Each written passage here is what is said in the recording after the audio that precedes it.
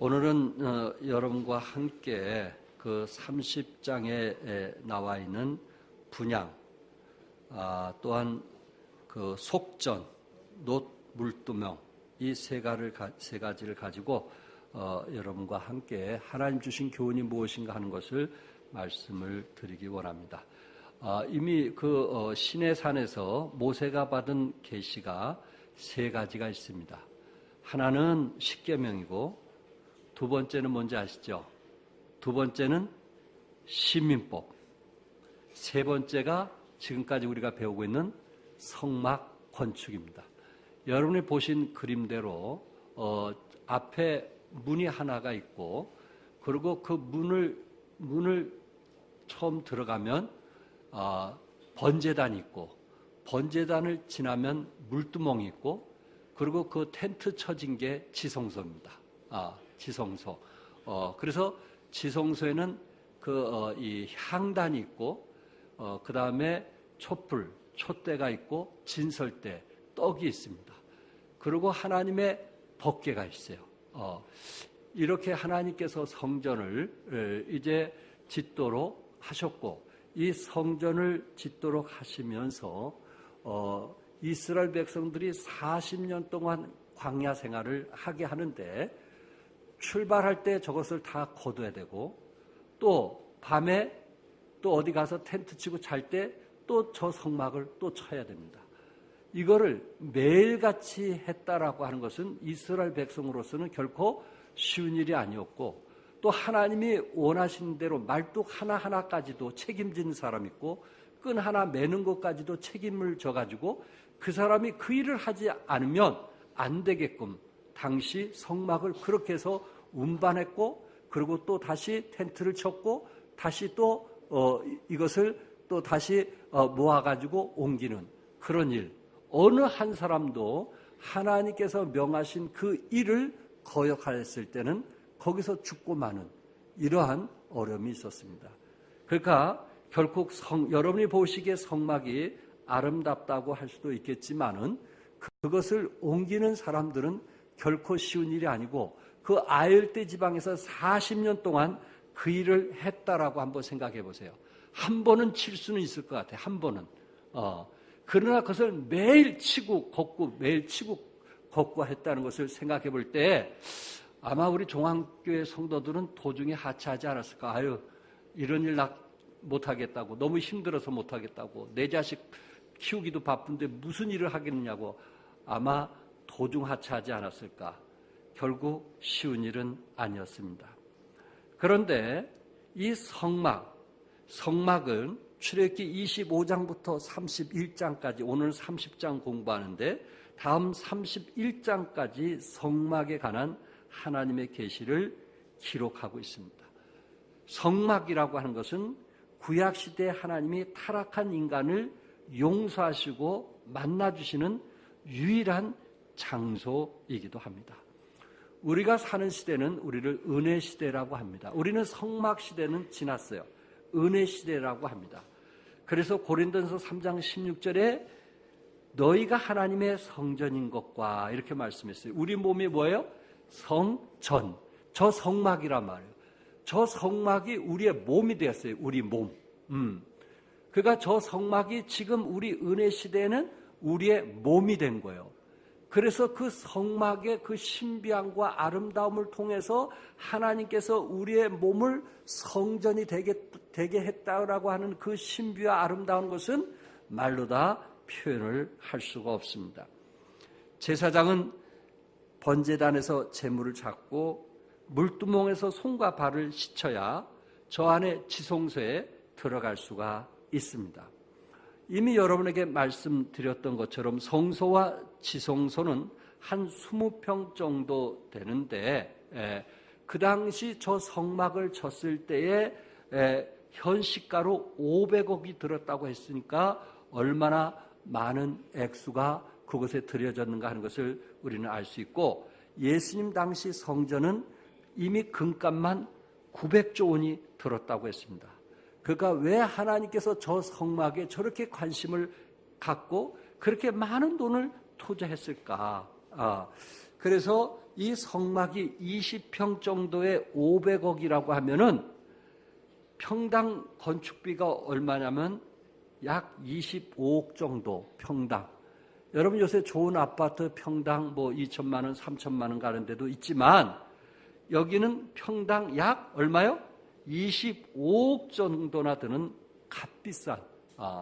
여러분들이 보시기에 그 건축물이 우스운 것 같지만은 거기에 모두 다 금으로 다 입혀서 만들었기 때문에 평당 25억 정도 드는, 그래서 500억 정도에서 그 성막이 만들어졌다는 것입니다.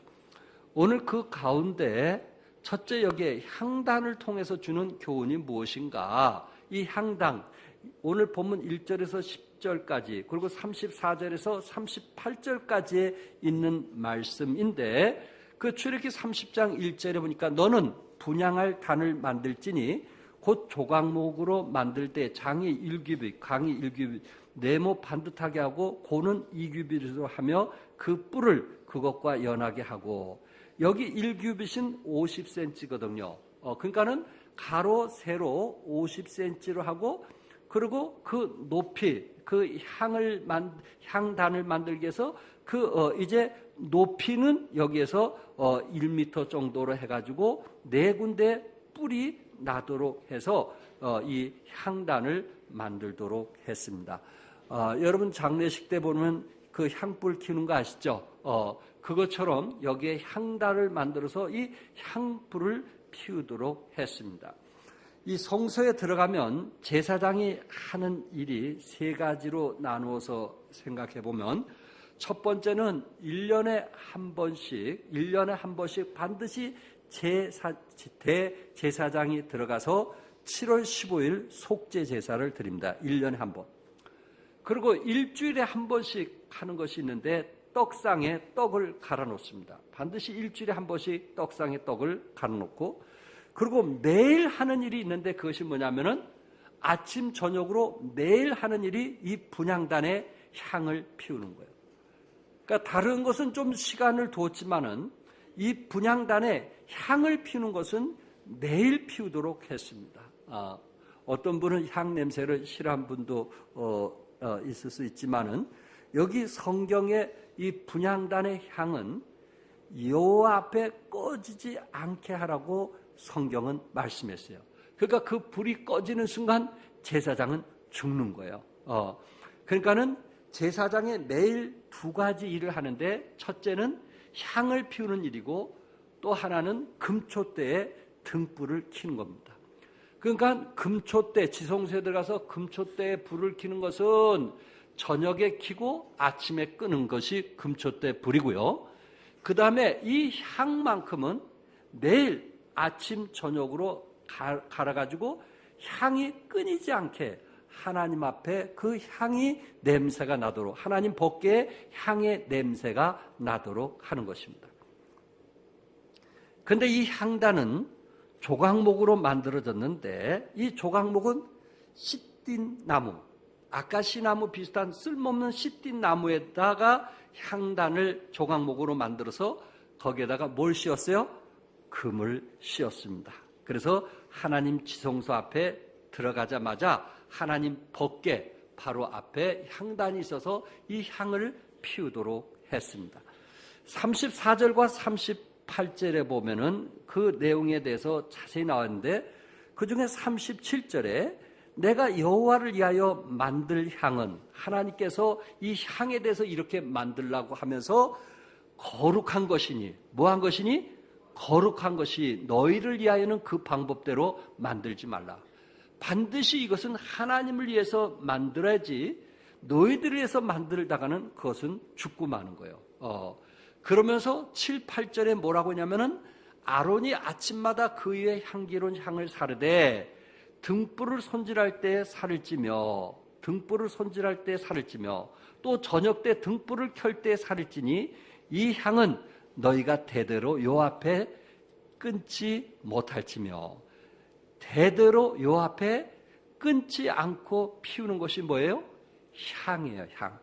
그래서 향단에 이제 시띠나무로 해가지고 그곳에 금으로 입혀서 양쪽에 뿔이 4개 돼가지고 향단을 만들어서 그곳에 향을 피는데 그것도 하루 종일 절대 향이 꺼지서는 안 된 365일 동안 눈이 오나 비가 오나 무슨 일이 있어도 계속되어지는 것이 바로 향불이라는 것을 말씀하고 있습니다.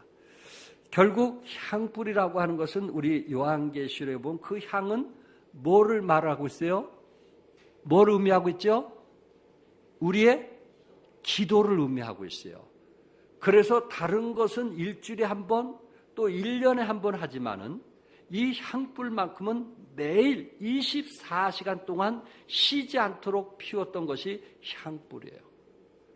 그래서 우리 안에 성령이 오시면 이 성령님은 24시간 동안 우리를 위해서 무시로 기도하는 것을 믿으시기 바랍니다. 국내 스마트폰은 KT 경제경영연구소에서 2014년 9월에 이 발표한 것을 보니까 한국인이 하루 평균 스마트폰을 얼마 정도 이용하느냐, 음성 통화를 제외하고 219분, 3시간 39분을 사용한다고 그래요. 한국의 지금 평균을 얘기하고 있어요.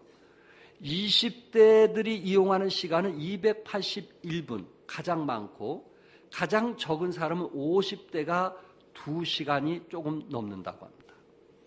그러니까 여러분과 나도 이미 알게 모르게 50대가 2시간 정도니까 우리가 얼마나 하루에 많은 시간을 이 스마트폰을 사용하고 있는가 하는 것을 말하고 있어요.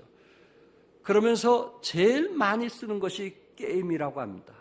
20대 학생들이 전철에서나 학교에서나 어디에서나 이 게임 하기에 바쁘고 그리고 서로 게임에서 1등 하려고 밥 먹는 시간 외에는 이 게임만 하는 이게 50대 60대들도 많아요. 회사에서 쉬면은 무조건 게임하는 거예요. 화장실 가면 게임하고 이런 상황들을 우리가 보게 되고요.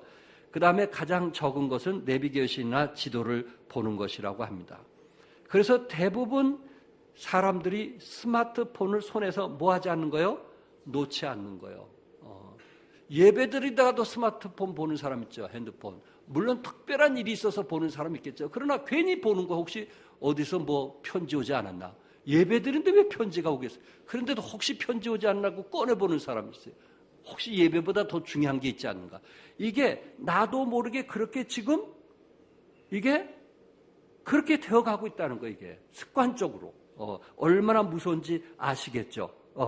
그래서 사람들이 책이나 잡지나 신문을 읽던 시간에서 멀어지고 오히려 스마트폰에 많은 사람들이 이제 이 대화를 나눈다든지 게임을 한다든지 여기에 시간을 많이 보내고 있다고 합니다. 하루에 어느 정도라 했어요, 제가? 예. 3시간이 넘는 시간을 할애한다고 그랬어요. 제가 왜 이 말씀을 드리냐면 이 스마트폰, 핸드폰이 좋은 점도 있지만은 이 믿는 사람들에게 좋은 점, 유익한 점도 있고 찬송 듣고 말씀 듣고 이런 유익한 점도 있지만은 우리의 기도의 시간을 뺏어가는 적이 마귀가 뭔지 아세요? 핸드폰이라는 거예요. 그만큼 우리가 살아가면서 한번 생각해 보세요.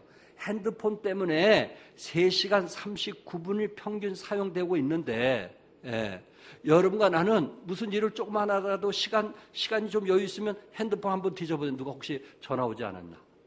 누가 무슨 연락 오지 않았는가? 그런 습관은 가지면서 내가 24시간 기도해야 되는데 내가 이렇게 기도하지 않아서 되겠는가? 이런 생각을 가져본 적이 있느냐 말이에요. 핸드폰에 전화 안 온 거는 늘 의식적으로 가지면서 내가 이런 것을 하나님께 기도하지 않으면 안 되는데 이런 의식을 가져본 적이 있느냐 말이에요. 이것이 점차적으로 줄어가고 있다는 거예요.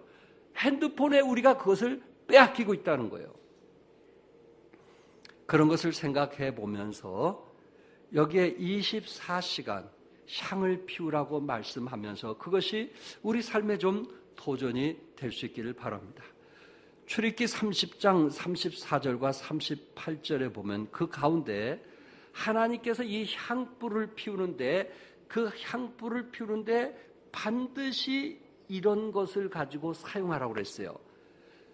34절에 여호와께서 모세에게 이르시되 너는 소합향과 낙엽향과 풍자향의 향품을 가져다가 그 향품을 유황에 섞되 각기 같은 분량으로 그것을 향을 만들되 향 만드는 법대로 만들고 그것에 소금을 쳐서 성결하게 하고, 그가 반드시 하나님이 원하신 대로 만들어야만 돼요.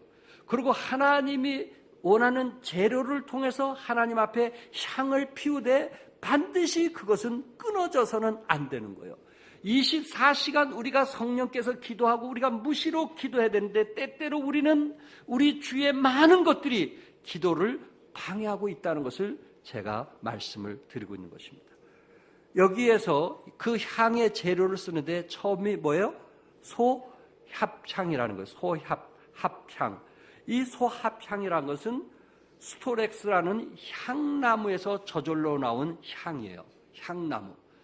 그래서 어떤 분이 향나무를, 이 도끼로 향나무를 딱 잘랐는데 나중에 보니까는 도끼 날에서 무슨 냄새가 나요? 향 냄새가 나더라 말이에요. 왜 하나님께서 이 향나무를 쓰라고 했을까? 여러분, 태양은 자기가 태양의 열을 내려고 애쓰지 않아요. 그래도 태양열이 나와요. 아름다운 꽃은 자기가 억지로 향기를 내려고 하지 않아요. 장미꽃은 여기다 꽂혀 있기만 하면은 장미꽃의 향기가 나게 돼 있어요. 이처럼 우리 그리스도인은 어디 가든지 성령님의 인도하심 따라 필요에 의해서 기도하게 만드셨어요. 아멘. 항상 향나무처럼 어디에 가든지 자체적으로 우리 안에 뭐 하도록 하게 돼 있어요? 기도하게 돼 있어요.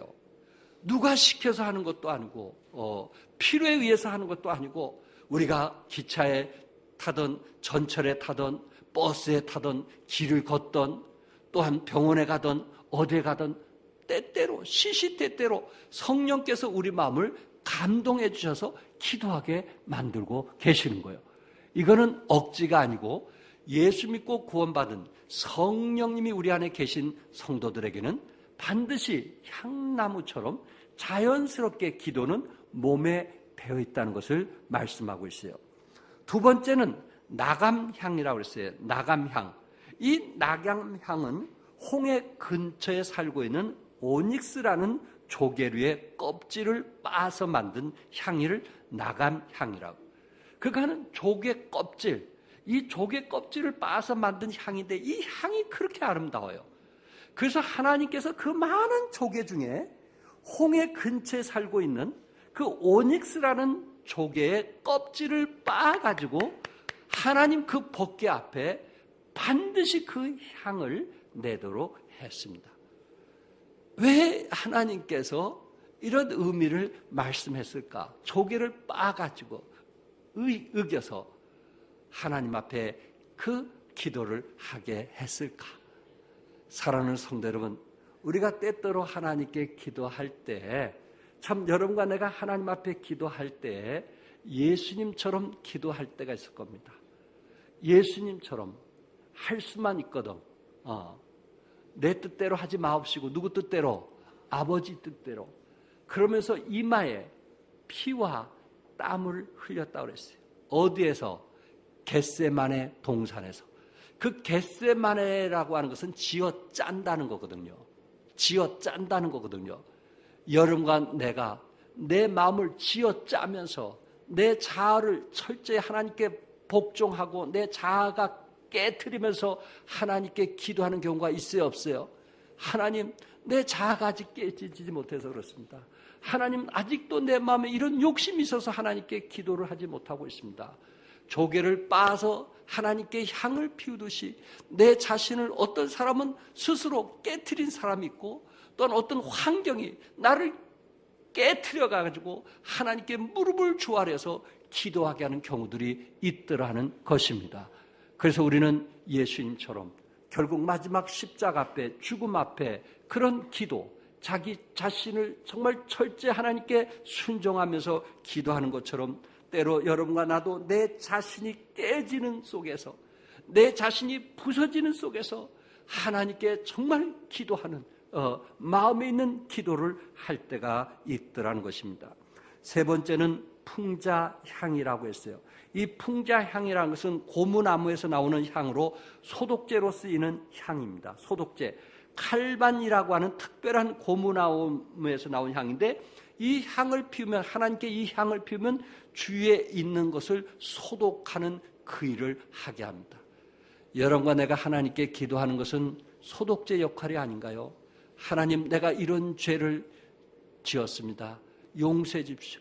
그것은 지옥 갈 죄는 아니지만은 우리의 죄를 자백할 때 우리 주님이 우리의 죄를 용서해 준 것을 우리는 믿습니다.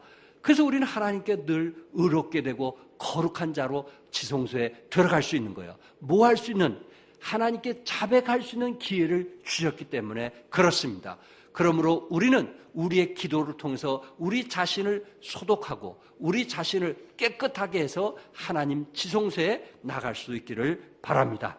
네 번째는 유황입니다. 올리브 나무가에 속하는 유황나무에서 채취한 진액으로 만든 향기로운 향을 하나님께서 피우라고 했어요. 악취를 제거하기 위하여 시체에 바르는 향이기도 합니다. 우리는 이제 예수님 탄일을 맞이하게 되는데, 예수님 탄일을 맞이할 때 동방박사가 가져온 세 가지 있었죠. 황금과 몰약과 유황이에요. 그 몰약이 지금 현재 판매 중에 1억짜리가 있다고 그래요. 1억.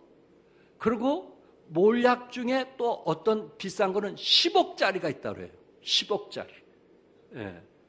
어떻게 생긴 걸게 10억이고 1억짜리가 있다니, 이거는 우리로서는 상상이 안 가는 건데, 그만큼 몰약이라고 하는 것은 시체를 방지하는, 시체 냄새를 방지하는 그런 역할을 하기 때문에 1억에 판매하는 것들이 많이 있다고 합니다.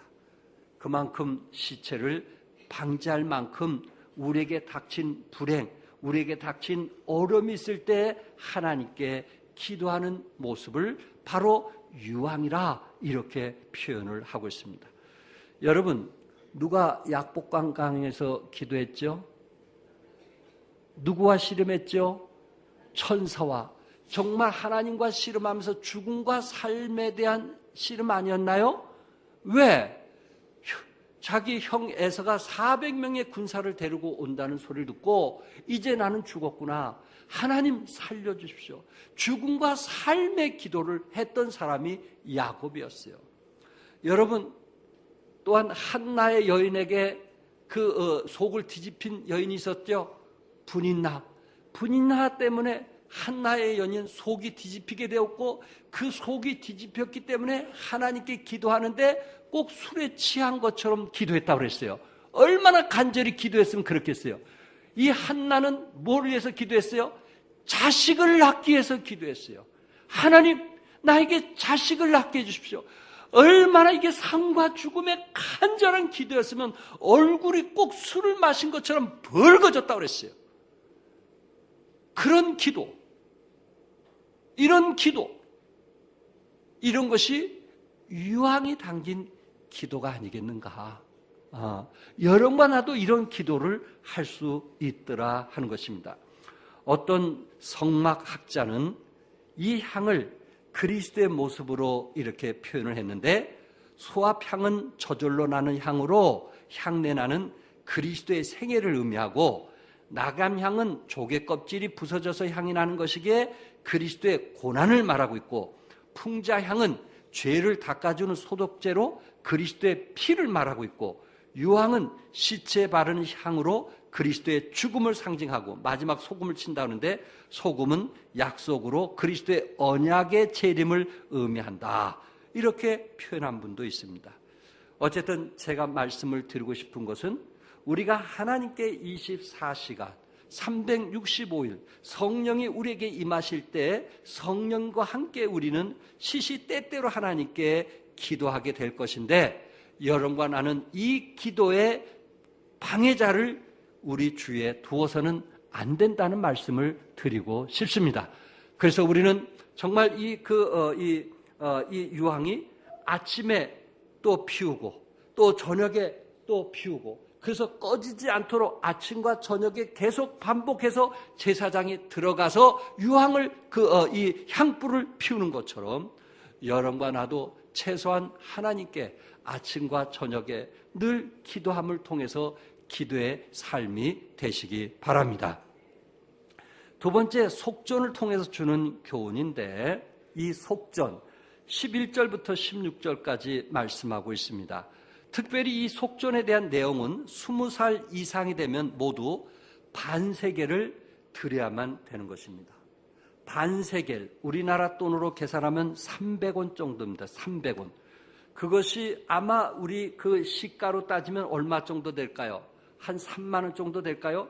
어쨌든 하나님의 백성이라고 하는 표를 받은 사람, 내가 이스라엘 백성으로서 가나안 땅에 가기 위해서 내가 지금 광야에 와 있다고 생각하는 사람은 누구나 하나님 앞에 반세겔을 드려야만 되는 것입니다. 15절에 보니까 너희의 생명을 대속하기 위하여 여호와께 드릴 때 부자라고 반세겔에서 더 내지 말고 가난한 자라고 덜 내지 말고, 성경에 부자나 가난한 자나 빈부귀천 없이 모두 똑같이 드려야 되는 것이 있는데 그것이 속전이에요. 속전.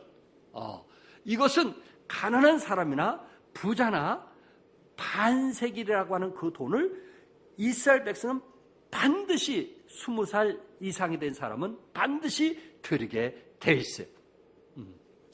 이 속전이라는 말은 영어로 랜섬이라는 단어를 쓰는데, 이 랜섬이라는 이 속전이라는 단어 속에서는 생명을 속량하기 위하여 지불되는 대금을 말하고 있어. 생명을 속량하기 위하여, 생명을 건지기 위해서 지불되는 대금.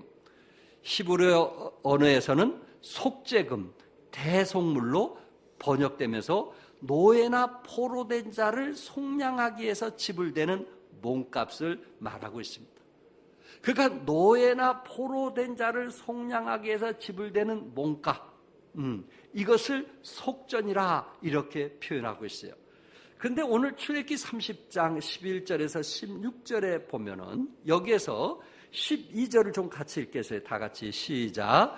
내가 이스라엘 자손의 수요를 조사할 때에 조사받은 각 사람은 그들을 계수할 때에 자기의 생명의 속전을 여호와께 드릴지니 이는 그것을 계수할 때에 그들 중에 질병이 없게 하려 함이라. 무엇이 없게 하려니라?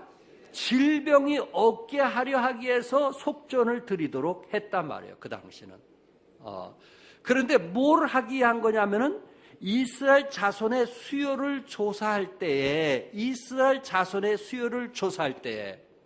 여러분 다윗이 왕이 되어서 이스라엘 인구가 몇 명인가 숫자를 헤아려 보라고 해가지고 질병으로 많은 사람이 죽은 거 아시죠? 그 교만 때문에.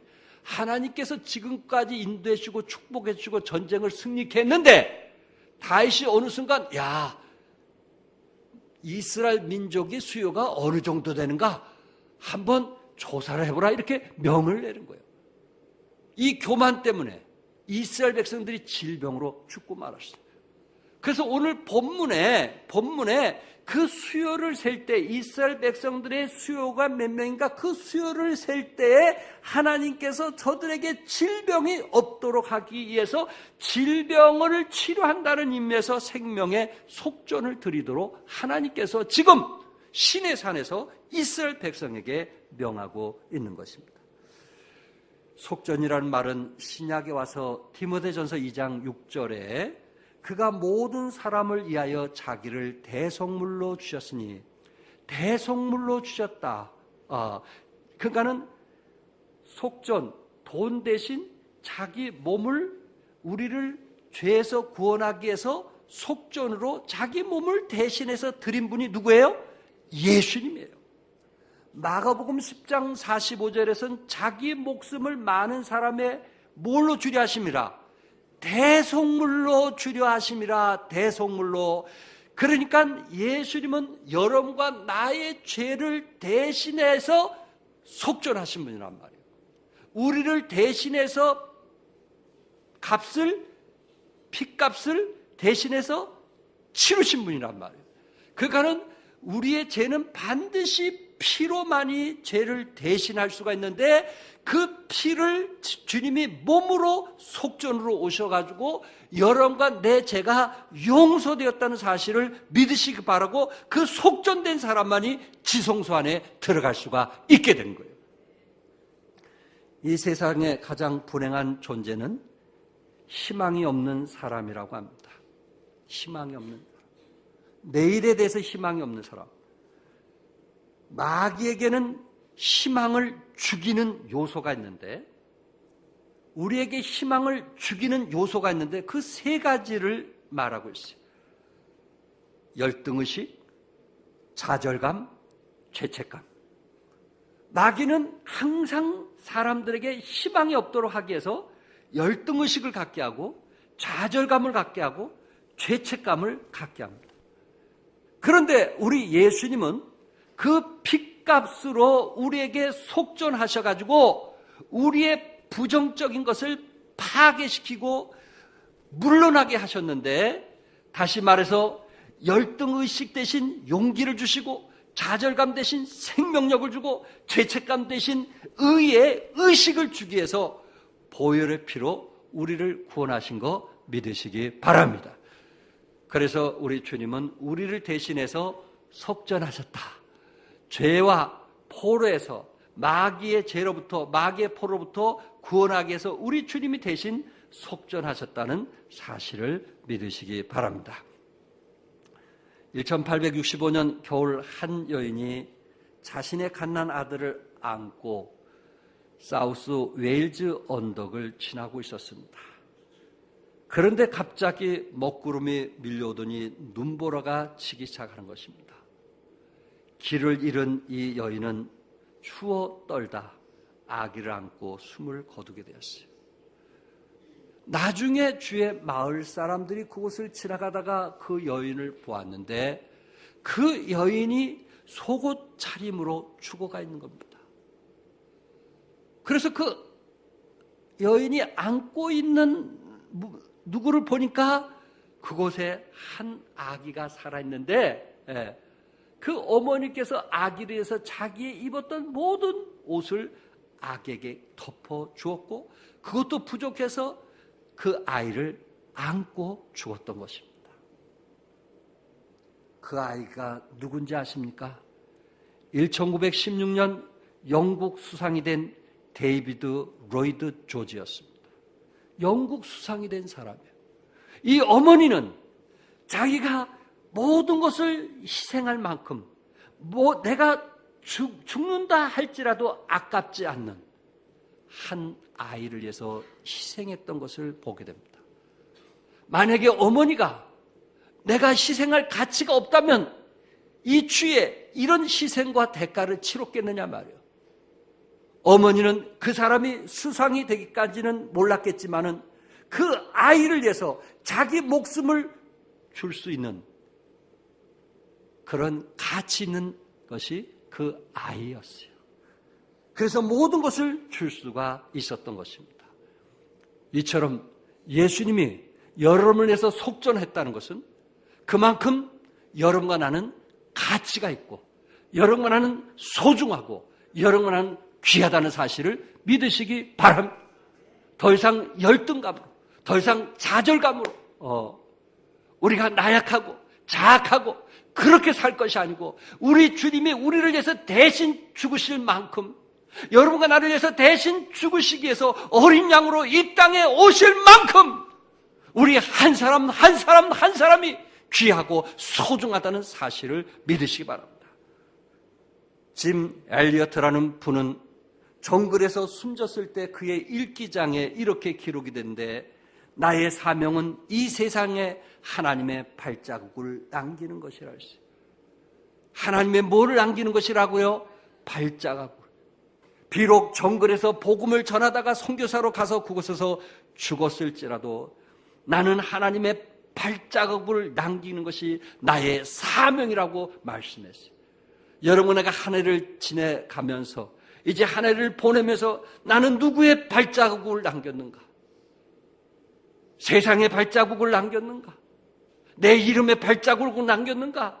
그렇지 않으면 내 삶 자체 속에서 그리스도의 향기를 드러내면서 살아왔는가? 왜 주님이 내가 노예가 되었을 때, 내가 포로가 되었을 때, 내가 영원히 죄로 말미암아 지옥 갈 수밖에 없었던 나를 대신 속전해 주셨기 때문에 이제는 우리의 삶 속에, 우리의 사명 속에 하나님의 발자국을 남기는 여러분과 내가 될 수 있기를 바랍니다.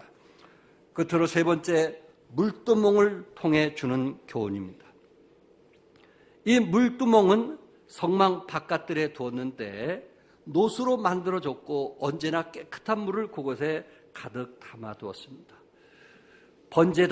번제를 드린 후에 이 제사장은 많은 소와 양을 죽었기 때문에 손에 피가 묻힐 수도 있습니다.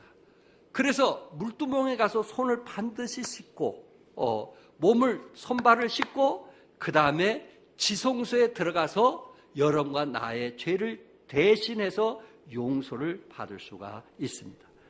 다시 말해서 번제단은 죄를 속죄하고 불사르고 어린 양 대신 예수 그리스도를 말씀을 드린다면은 물두멍이라고 하는 것은 우리가 구원은 받았지만은 세상에서 오염된 것을 주님께 자백하는 거예요. 그러니까 구원은 고백이라면 생활 속에 지은 죄는 뭘 해야 되는 거예요? 자백하는 거예요. 우리는 한 번 고백을 통해서 구원받은 거 믿습니다. 우리는 한 번 고백을 통해서 우리는 천국에 갈 수 있는 거예요. 그러나 우리가 주님 앞에 상급을 받기 위해서는 우리가 날마다 살아가면서 지은 죄들이 있을 수 있는데 그것을 자백할 때마다 하나님은 우리를 거룩하게 하시고 의롭게 하시고 당당하게 하나님의 지성소에 들어가게 하신다는 말씀입니다. 그러니까 구원받은 사람은 물두멍에서 뭐만 씻으면 돼요? 손만 씻으면 우리는 지성소 안에 들어갈 수 있어요. 여러분, 예수님께서 이제 마지막 십자가 앞에 두고 제자들의 발을 씻겼습니다. 수건으로 제자들의 발을 닦아주셨어요. 세족식을 한 발을 닦아줬어요. 그럴 때 베드로는 거절했어요. 내가 예수님 발을 닦기 원합니다. 내가 예수님을 닦게 해주십시오. 아니다, 내가 마지막 십자가 앞에 두고 너희들의 발을 닦기를 원한다. 그랬더니 베드로가 그러면 나를 목욕까지 시켜달라고 그랬어요. 주님은 뭐라 했어요? 목욕한 자는 뭐만 씻으면, 발만 씻으면 족하다고 했어요. 여러분과 나는 구원을 위해서 한 번으로 고백으로 만족하시기 바랍니다. 또 고백할 이유는 없어요. 그러나 우리는 생활 속에 늘 넘어지고 쓰러지기 때문에 우리는 주님 앞에 그 죄를 자백하는 거예요. 지옥 가기 때문에 자백하는 것이 아니에요. 우리는 하나님 앞에 의로운 사람 되기 위해서, 만약에 여러분이 어제 지은 죄를 자백하지 않았다면 그 지은 죄는 그대로 남아져 있어요. 하나님 앞에 부끄러운 웨딩 드레스를 입는데 점 있는 그런 부끄러운 드레스를 입게 될 거예요. 그러나 우리가 자백할 때마다 우리 주님은 그 모든 것을 용서해 주는 분이시기 때문에 우리는 의로운 웨딩 드레스를 입고 예수님을 만나게 될 것입니다. 여러분과 나는 어떤 옷을 입고 만나기를 원하십니까? 여기 그 노대야 이것을 만드는데 오늘 그 성경에 보면은 출애굽기 38장 8절을 한번 같이 읽어보겠어요. 시작. 그가 노수로 물두멍을 만들고 그 받침도 노수로 하였으니 곧 해망문에서 수종드는 여인들의 거울로 만들었더라. 이 물두멍, 이 노수로 만든 물두멍을 뭘로 만들었다 그랬어요? 해망문에서 수종드는 여인들의 거울로 만들었더라. 그가 옛날에는 거울이 없었잖아요. 노수로 해가지고 반들반들 문질러가지고 얼굴을 봤거든요. 그러니까 여인들은 노수로 거울을 대신했어요, 그 당시에.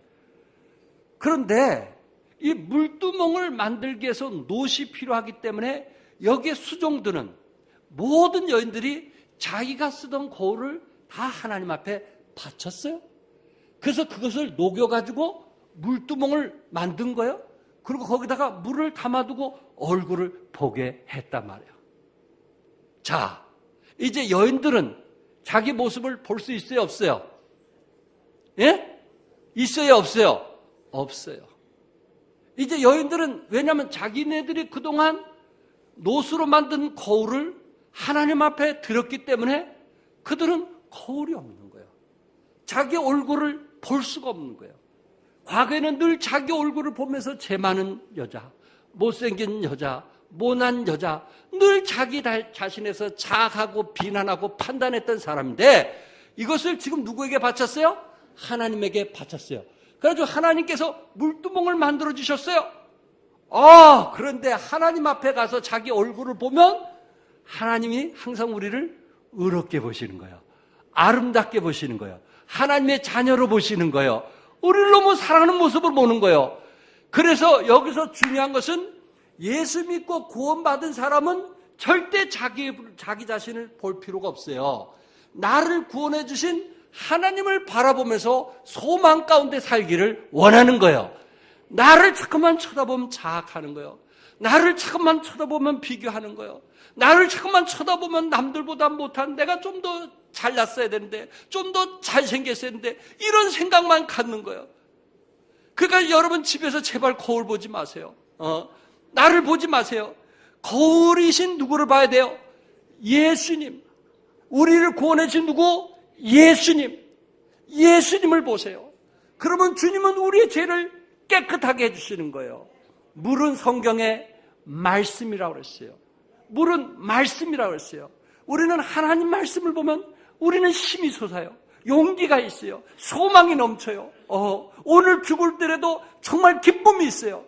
그만큼 우리에게 생명력과 능력을 주신단 말이에요.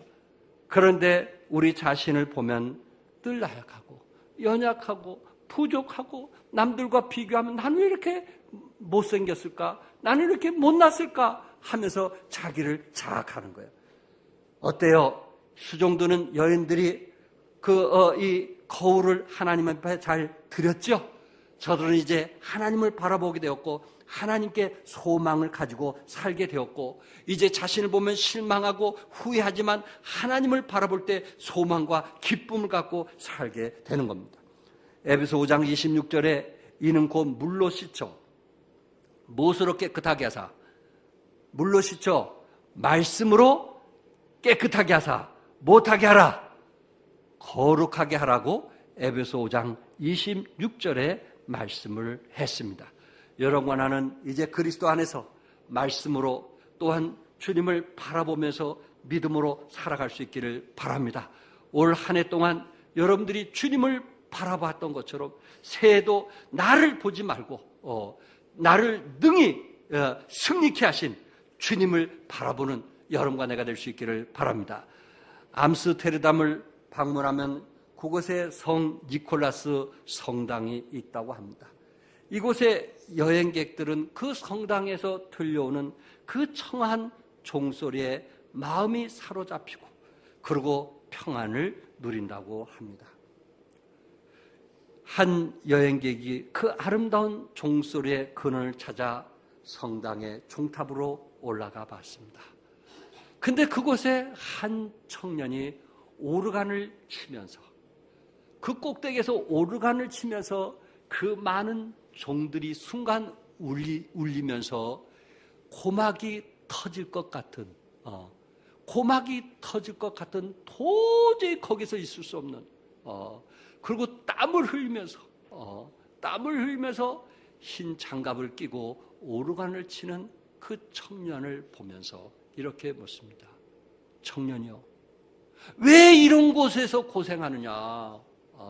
나는 도저히 이 소리를 너무 혼란해서 들을 수가 없다. 너무 혼란해서 들을 수 없다. 나 같으면 뛰쳐나가겠다. 어떻게 이런 곳에서 이 종소리를, 그것도 하루도 아닌 365일 어떻게 계속 이런 소리를 낼 수 있느냐? 그랬더니 그 청년이 나 하나 땀을 흘리고 나 하나 희생하고 나 하나 대가를 치러서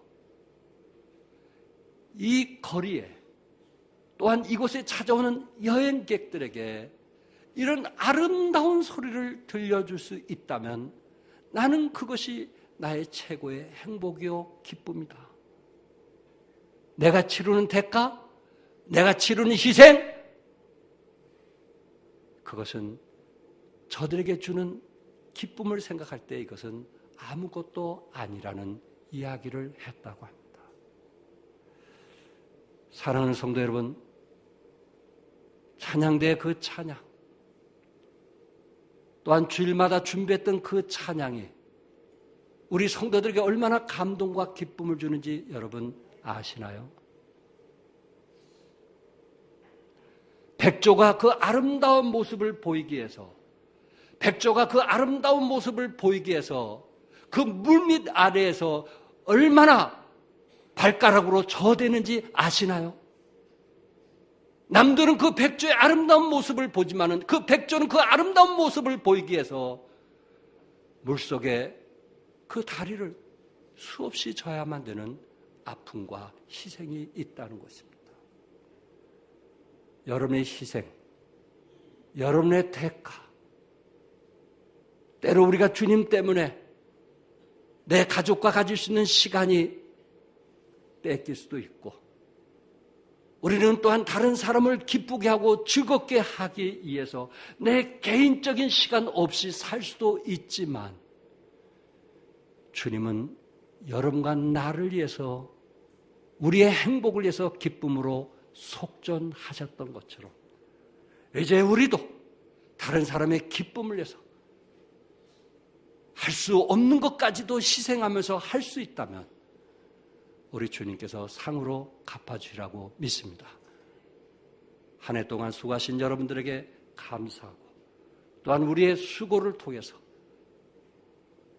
마음적으로 힘들고 어려웠던 사람들이 마음의 평화를 얻고 기쁨을 얻고 돌아간다면 여러분은 예수님처럼 위대한 일을 하셨고 주님께서 상으로 갚아주실 것을 주님의 이름으로 축복합니다.